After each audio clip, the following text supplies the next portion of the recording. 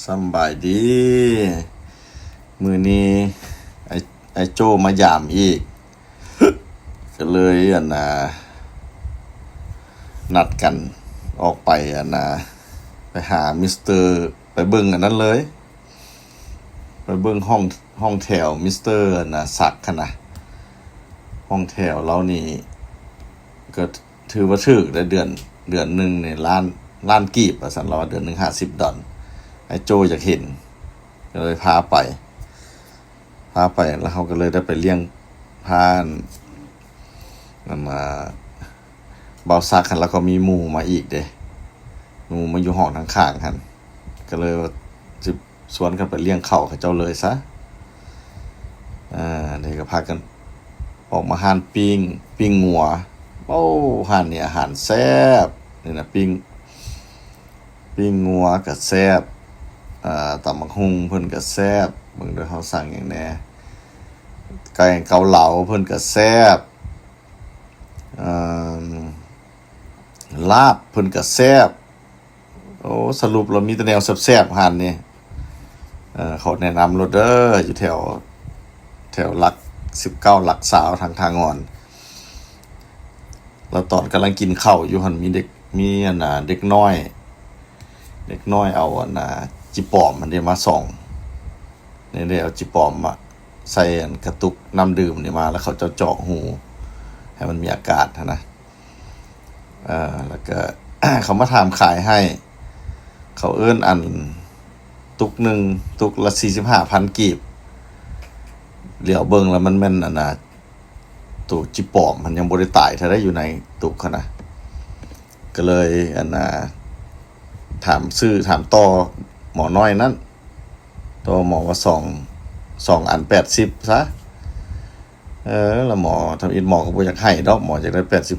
85แต่ว่าเขาก็ยังยืนกระต่ายขาเดียวอยู่80หมอก็เลยยอมเอาให้เด้80พอดีก็ซื้อเอาแล้วก็เอาซื้อเอาไปปล่อยหั่นแหละไอ้โจ้ก็อยากได้อันนึงก็เลยปั่นกับไอ้โจ้คนละ40,000กีบนี่ดิแล้วก็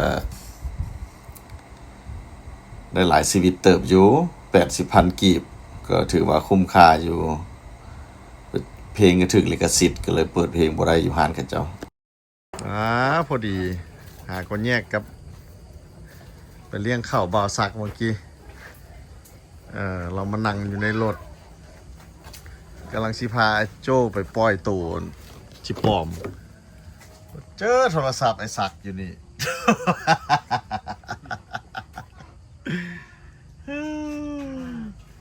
เขาเดินสิได้กลับไปทางงอนอีกนี่โจ้เอ๋ยพักตอนไอ้โจ้ไปพูดแล้วเอาทำไมโจ้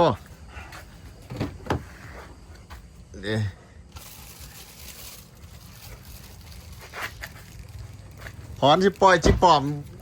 บ่ต้องเอาจิปอมมากินเด้อพรซื้อจิปอมมา2ตุกนี่นะสิปล่อยนี่นะ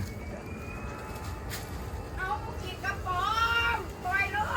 ปล่อยมันก็เล่นไปน้ำเบิดที่เบิดแดดทั้งนั้นเลยโจ้ไปใส่ละโจ้ได้2ตุกเอาขี้เงี้ยนะทิมให้ได้ไหมแก้มบุ้งถุงยางอยู่หั่นนะโอ้ขำหูไว้พูดเอาไปทิมไปทิมทางขี้เนี่ยพอดีไปเลี้ยงเข้าบ่าวซักกับหมู่เรามิสเตอร์แกะเล็กน้อยเอานี้มาให้เอานี้มาเจ้าขายสนอกเจ้าขายตุกหนึ่งเขาเอิ้น45,000กีบรัดใจดีต่อได้2ตุก80วันนี้ไอ้โจ้ก็จะอันนั้นคือกันแบบว่าบุญไผ่บุญมันนะไอ้โจ้ก็มาซื้อสวยเอาน้ำเอาอันนึง40,000กีบไอ้โจ้เอาเงินให้แล้วข่าวมันกวนพ่ออย่าเฮ็ดยับปรึกษากันว่าจู้เฮาสิไปปล่อยใส่ดีแบบนี้นะ ไอ้โจ้แนะนำมาอยู่นี้นี่แถวข้างบ้านไอ้หลัดใจดีนี่ ป่าอย่างนี้ แล้วมันก็หลายได้โจ้อยู่ต้นมะพร้าวหั่นน่ะน้องดามาซอยไอ้เลยมาซอยไอ้ปล่อยอันนี้นี่ดิอันนี้ไอ้โจ้บุญไผ่บุญมันนะไอ้โจ้เอา40,000ไทยชีวิตเขาให้แล้วไอ้โจ้เอาเงินให้ไอ้หลัดละมา นี่ยังไงโอ้กระปอม กระป๋อมเดี๋ยวเบิ่งไอ้เปิดไฟก่อน ก้อยใส่ นิดเดียวนี่แหละบนข้างเฮือนเฮานี่แหละ ก้อยแล้วมันปลาเข้าไปได้ เนี่ยแต่ว่าให้มันไปทางนั้นเด้อให้มันมุ่งหน้าไปพุ่นยะสุมาพี่หมาเฮาสิกัดมัน ว้ายมันสิมาขึ้นทางนี้มันบ่มาเด้อ เอ้า ปล่อยได้นี่ มัน ปล่อยขึ้นนี่บ่ นี่นะเอาลงลุ่มนี่ก่อนนี่ให้มันไปเองเพราะว่ามันย่ามันเหยามันสิบ่พูดไปใกล้ๆพุ่นนะ อย่ามันเหงามันบ่ มันเหยา มันเหงาเด้มันบ่กล้าออกเด้นี่ มันหูมันผัดน้อยเนี่ยเดี๋ยว เท้า จะเอาอันนี้มาปาดก่อน ปาดระวังถึงมันนะจะโจ้กับไปขาวข่าวนี่ไว้ปล่อยอันนี้แล้วจูเฮาได้กลับทางอนโทรศัพท์ไปส่ง มิสเตอร์บาวซักเราแห่งใส่โทรศัพท์นั้นถ่ายวิดีโอเราอยู่โอ้น้องดาวจะไปบีบถึงมันบ่น่ะ โอ้บ่ถือ โอ้เบิ่งน้องจะไปปาดอย่างอยู่หั่นมันสิถึงมันท่านน่ะ ถือ โอ้ บ่ถือก็ พี่หนาน้องดาเจ้าต้องปาดทั้งข้างเลยโอ้ย บ่ถือหรอกนี่ดิ ยับเข้าไปพูดยับเข้าไปโอ้โดดไปแลดไปเลยโจ้แลดไปเลยปุ่นน่ะโอ้บ่มีไฟเนาะโจ้มันคือมืดแท้โจ้ในบ้านโทรศัพท์จะเปิดไฟมึงดูยังไฟมาใส่มึงดูแล้วไอ้โจ้มาทิ่มซะนี่เอาบุญไผ่บุญมันได้ไอ้โจ้ก็เอาตุกหนึ่ง ไป ไอ้รัดก็เอาตุกหนึ่งโอ้รอดหมดโชคดีเว้ยโอ้ตายจากตัวพ่อแม่พี่น้องเอ้ย มันยังเหงาอยู่ตัวนี้ มันยังเงาอยู่มันบักงามเลยนี่ไดโนเสาร์โอ้ไปเลยเห็นบ่ไดโนเสาร์โจมาพี่โจมาไฟแจ้งๆพี่ ตัวนี้เหงาแห้งตัวนี้ อย่างแล้วเราสิดงมาทางนี้ละอาจสิมีตัวหนึ่งตายขนาดเบิ่งดู บ่ตายมันยังเหงามัน มีตัวหนึ่งขนาด ยังหายใจอยู่ นี่ตัวนี้ไปทางนั้นเลยจะไปตามธรรมชาติของเจ้าปล่อยข้างบ้านไอ้รัดใจดีนี่เลยอยู่ข้างบ้านเขานี่ก็เป็นทงนาดิแล้วก็เป็นห้องตัวนั่นแหละเบิ่งแล้วขึ้นบนเองโดอยากมาพี่มาบนไฟน้องด่าพี่นะ แบบมันตาย เนี่ยมาข่าวนะมากัด บอจะมาพี่บุกัดพอมันอยู่นี่มันบุกัดเดี๋ยวเทลองหันเบิ่งไอ้นี่คือดงคักถ้ายืนคักเว้ย ไป นี่อันนี้มัน ไป อันนี้ไอ้โจ้เด้อโอ้โจ้แลดไปแล้วเสเบิ้งมือบังโจ้เอามือนี้ออกไป นี่ผลบุญของไอ้โจ้เด้ออันนี้โจ้สวยเอาแล้วมันแออัด มันแออัด ไปทิศทางไปทิศทาง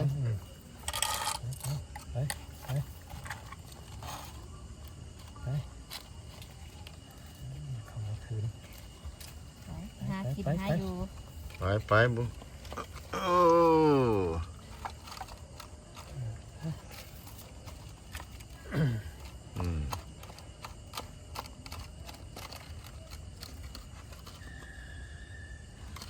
มันยังมันมืดเนี่ยแล้วมันก็งงเนาะ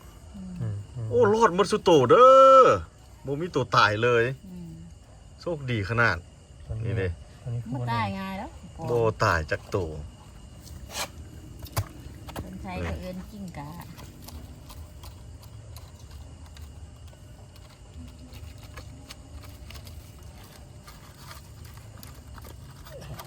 ร อดหมดเลยพุ่นน่ะโอ้หอยโก้แห้งบักเขาห่าวเลยแล่นบ่เอาเพราะฉะนั้นจะห่างเราขาดโจ้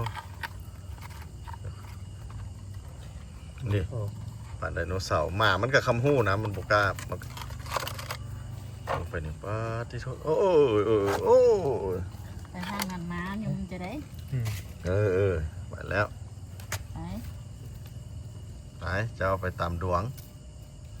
โอ้ตัวนี้จนจ้อยเคลี เจอนี่ไปจะน้อยม้ามากัด ไปให้เราข้ามหัวนี่ก่อนกัดแท้ได้หมาเขานะ มันขืนมันบ่จักสิไปดิ มันงงดูดอกเต็มอาลาดอยู่นี่ของเจ้าเลยนี่โดดมานี่หมักใหญ่นี่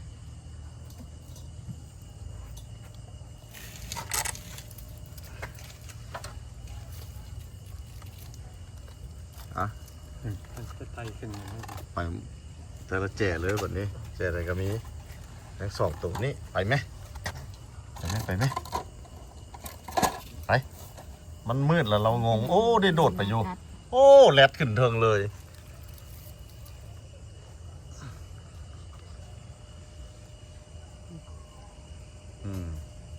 ไปแม่ละหมายังกัดได้เด้ออยู่นี่นะไป แม่นแหละ ไปมาสิกัดเดี๋ยวไปอีหลีว้าวโจไปอีหลีนี่โอ้ตัวนี้ตัวบักใหญ่ของไอ้โจนี่ไปออกไปลูกไปยับไปก่อนข้ามสายแดนจะมากลับมือพอสมสละเอ้าตัวนี้ เรียบลีนแบบอยู่เขาสลัดเขาก็ต้องเอาไม้แม่ไปเอามือเนาะไปยับไปยับออกไปยับไป ไปในแม่จะมานอนรับตาอยู่ มันงง ที่มันรับตามีหอดงามนอนนะพ่อจิ ไปเบื้องนั้นไปออกแม่แพ้ลูกเด้ออยู่เบื้องนี้ยังบรอดนี่หมาสิกัดนี่นะ แม่น ไปเบื้องนั้น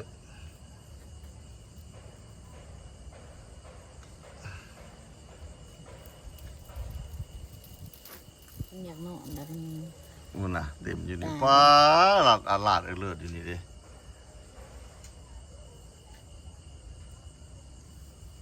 รอดอยู่ ตามีมี นี่วิดละโอเคนี่โชคดีเด้อไปออกแม่แพ้ลูกขึ้นต้นต้องตัวนี้ตัวบักใหญ่เลยนี่เดี๋ยวเขาจะได้กลับไปทางงอนแบบนี้โอ้ยหมอนี่อยู่เบื้องนี้อยู่ไปไหมโอ้ตัวนี้คอแดงเลยตัวนี้ไปออกไป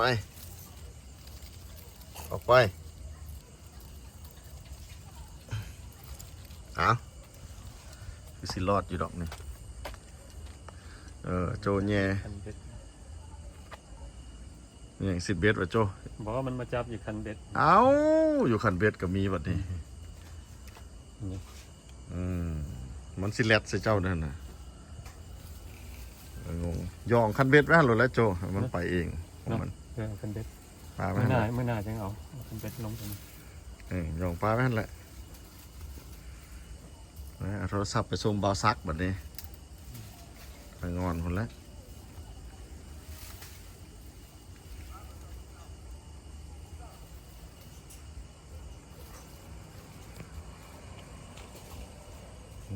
เอาคิดเด้อนี่เอาคิดเด้อ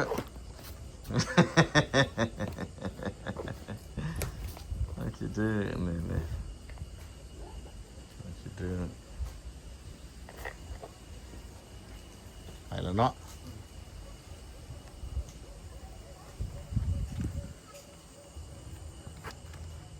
อยู่ไปแม่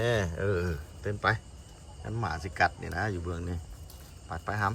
ไปข้ามไปเบื้องนั้นข้ามไปโอเคเตรียมพร้อมแล้วบ่ไปทางงอนครับเอาไปส่ง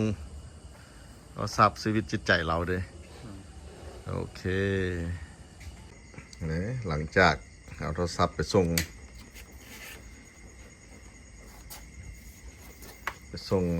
อยู่ทางงอนมิสเตอร์บ่าวสักรัดจะดีไอ้ตุ้ยว่า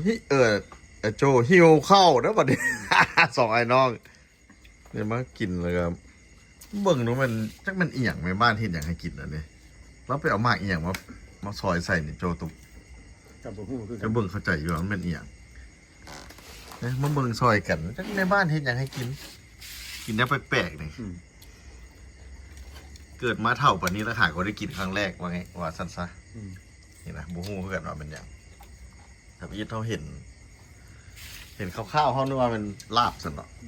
กินไปกินมามันบ่แม่นลาบเว้ยนี่ ตัวซีนใส่พัก โคตรสิ้นใส่แล้วก็พักแต่ว่ามันจักมันเป็นอีหยังมีสามเหลี่ยม เขาก็บ่ฮู้ มันมีสามเหลี่ยมนะนี่ พักสามเหลี่ยม นี่มันเป็นสามคือสามเหลี่ยมคือหมกเฟืองทางโมเมนต์หมกเฟืองได้อันนี้จักไม่หยังแซ่บอยู่ว่ะโจ ครับ โอ้นี่นะโจโจมาหยามมื้อนี้บ่ได้มานอนหยามโดดแล้วเด้ห้องไอ้โจก็หาก็เปลี่ยนอันอนามัยแอร์เมื่อวานนี้บ่คักเลยเอ้ มือนิด มันยาง ยังกันจังสั้นเหรอวะมาแถวนี้ก็มาหยามอ้ายคือน้องมันนี่จันทร์เมื่อวานคนกันเองแท้ๆมีอายอีกขี่มาบ่เห็นไผแล้วไปถ่ายอยุสอันกินกาแฟพุ่นว่าหั่นเธอหน้าบ่ต้องอายนั่นเด้อน้องมันนี่จันทร์มาหานี่อ้ายน่ะโทรหาอ้ายโลดบัดนี้ดีแต่ไอ้โจบอกอ้ายได้อ้ายบ่ฮู้เจ้ามาเด้ไอ้โจบอกปุ๊บอ้ายก็โทรปั๊บเลยนี่แล้วมันก็แซ่บอยู่ว่ะโจ ครับ แม่เติมข้าวอีกไหม เบิดแล้ว เออ เบิดแล้ว โอ้บ้าข้าวมีอีกไงพี่หน้าข้าวนะ น้องอ่ะ พี่ มาทำเป็นได้ พี่ ว่าครับ โอ้ เที่ยง เนี่ยเขามีแผนสองมีหมอนี่อีกนี่เลยคันจะเก่าแซ่บอยู่อ่ะโจจังมันเป็นอีหยังเนาะ มันนี่อย่าง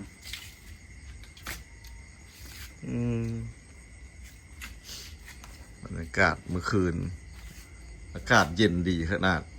สุดยอดเลยเนี่ยขาวคือโบคีดื้อแล้วบัดนี้เท้าขาวเจ้าคือโบคีดื้อละโมนไปกัดจีปอมแล้วบ่นะโบได้กัดจีปอมตี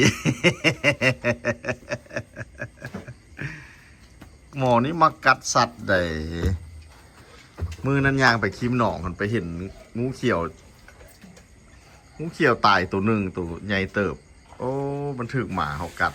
ลอกหมดเลยหมานี่มันบ่กัดคนแต่ว่ามันกัดสัตว์น้ำกัน หนูบอแบ้บองัวบอแล้วมีอย่างก็ได้นะว่าจะเป็นสัตว์เนี่ยมันจะกัดรถนี่เขามารุ่นน้ำกันว่านังฟ้านี่ที่ถือพาบอสทางฟ้านี่นะ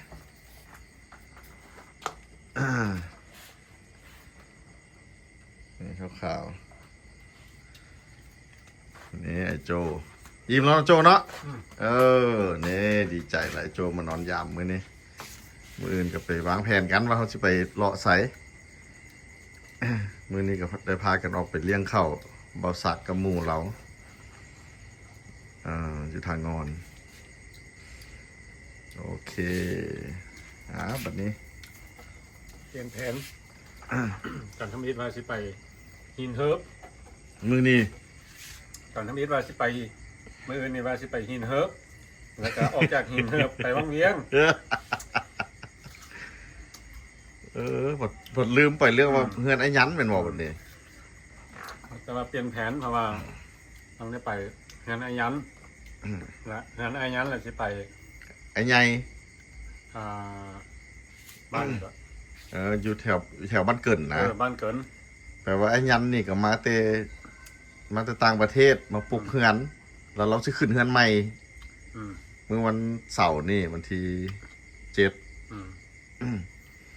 เราก็เอาบัตรเชิญพวกนี้มาให้ข่อยอีพี่โจ ต่างประเทศมาหลายที่ประเทศลาวเนี่ย เนาะไอ้ยันนี่ขึ้นเฮือนใหม่ของเรา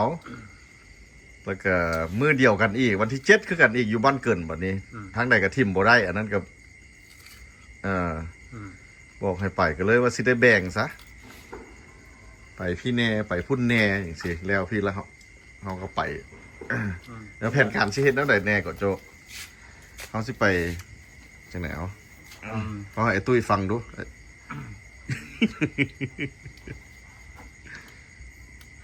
วันเสาร์นี่เนาะ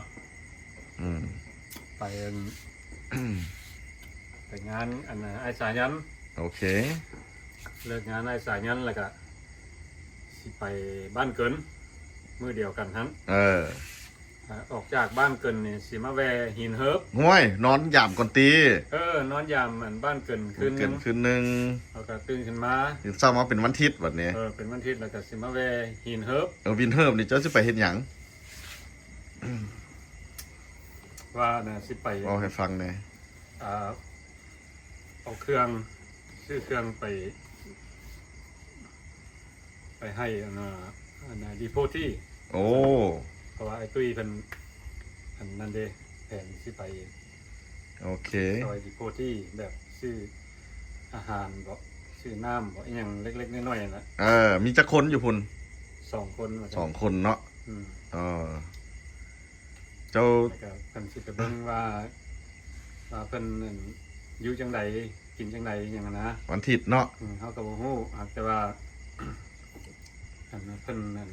เพิ่นความช่วยเหลือ เพิ่นติดต่อมาหว่า เพิ่นเฮ็ดวิดีโอลงแล้วก็ว่าต้องการอันความช่วยเหลือแล้วก็เอิ้นเจ้าแน่ โอ้ เอิ้นอันข่อยแน่แล้วก็เอิ้นอันเขาปู่พี่ปู่เขาก็บ่ฮู้เนาะเขาก็ซอยได้ตามเฮาซอยได้หั่นล่ะ ตามกำลังแหงเขาเนาะ เฮามีอันบ่ว่าเนาะเขาซื้อมีได้เขาก็ซื้อซอยเพิ่นอหยัง โอเคแปลว่าวันอาทิตย์เนาะเขาไปหินเฮิบ เออ ไปเบิ่งเพิ่นเนาะว่าเพิ่นต้องการความช่วยเหลือจังได แล้วก็ออกจากหินเฮิมแล้วก็สิไปซอดวังเวียงอันนี้ มันทางนั่นเด้ โอ้แปลว่าไปหาอันเล้าหั่น2 คนนั่น หลังจาก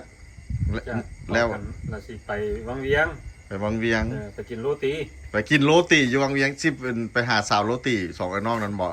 บอกไปกินโรตีแหละ โอเคโอ้เขาสิได้ไปวังเวียงนี่เขาได้นอนอย่างวังเวียงบ่ นอนอย่างวังเวียงคืนนึง โอเค ไปหารอกินโรตีอันละ โอเค มื้อต่อไปก็มื้อว่าสิไปใช้ต่อกันนั่น เราจะมาติดตามน้ำกันเนาะ อืม โอเค อันนี้เป็นแผนทิศนี้ของเฮานี่นะแผนการทิศนี้สันเขาก็สิได้ขอจบวิดีโอของตัวอันสั้นๆตัวนี้ของเฮาซะก่อนขอบใจเมื่อสุกคนที่มาเบิ่งจนจบคันผู้ใดยังบ่ได้ติดตามไม่รัดใจดี ติดตามซอยเราแน่ให้เรามีกำลังใจสู้ท้ายต่อไป ซองเรายังบ่นั่น ยังบ่ได้เงินจะกีบเถื่อ ยังบ่ยังจะกี่ แต่ก็เฮ็ดม่วนไปน้ำหมู่ เฮ็ดม่อนเฮ็ดเล่นเฮ็ดหยังไปซื่อๆแหละ โอ ได้ เค กับแบบเฮาได้ครับแต่ว่ากับเขาอยู่พอกินประเทศเรา โอเคเอาสวัสดีครับนอนรับฝันดีหมดสุกคน เจอกันใหม่บายบายนะหมดโจ้ บ๊ายบาย